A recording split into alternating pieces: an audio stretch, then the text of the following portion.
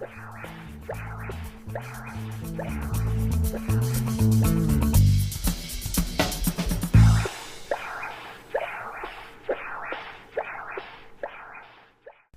summarize this chapter on coronary artery disease, we're using a segmental approach where we divide the ventricle in a basal, a mid, and a distal segment, and then we subdivide so that we arise with 16 or 17 segments depending on which model we use. The 17th segment would be the supraapical cap. These segments correlate or correspond to perfusion territories of the coronary arteries.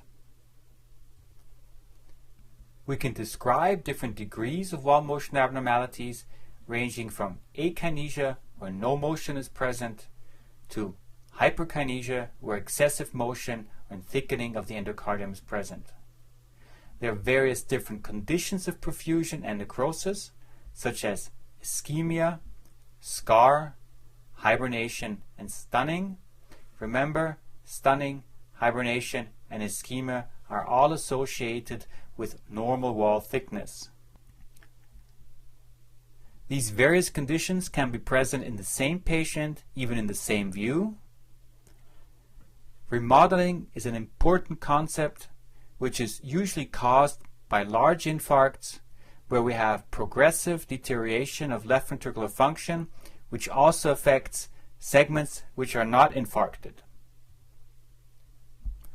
The assessment of regional wall motion abnormalities is probably one of the most difficult tasks in echocardiography, so you need a lot of practice and you have to optimize your views. There are various patterns of myocardial infarction depending on which vessel was occluded and how long the vessel had been occluded. How can you remember the different complications of myocardial infarction?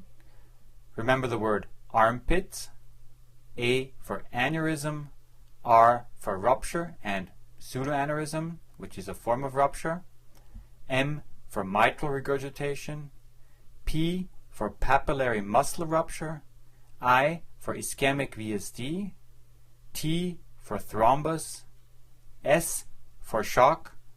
The only thing that is not included is RV infarct. Some specific features and findings of the complications. Rupture has a high mortality. It is associated with pericardial effusion, hematoma, and tamponade. Remember, they usually have small ventricles. A pseudoaneurysm is a concealed form of rupture which can be very discrete. Papillary muscle rupture results in acute mitral regurgitation, so you will have to look for these features. And you will find the papillary muscle which swings to and fro between the left atrium and the left ventricle. Ischemic VSDs can best be detected with color Doppler.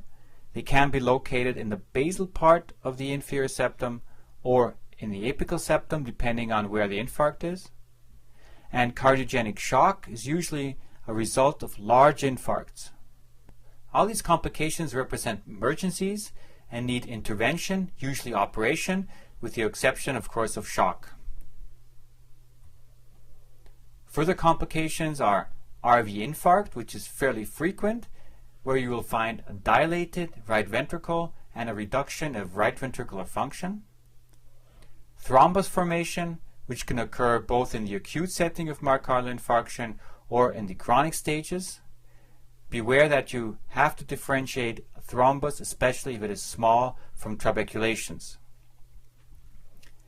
Aneurysms are a form of remodeling, which usually occurs with large infarcts, but which can also be seen in small infarcts. And finally, mitral regurgitation, which is associated with a poor prognosis and which is caused by geometry changes, in other words, displacement of the papillary muscles.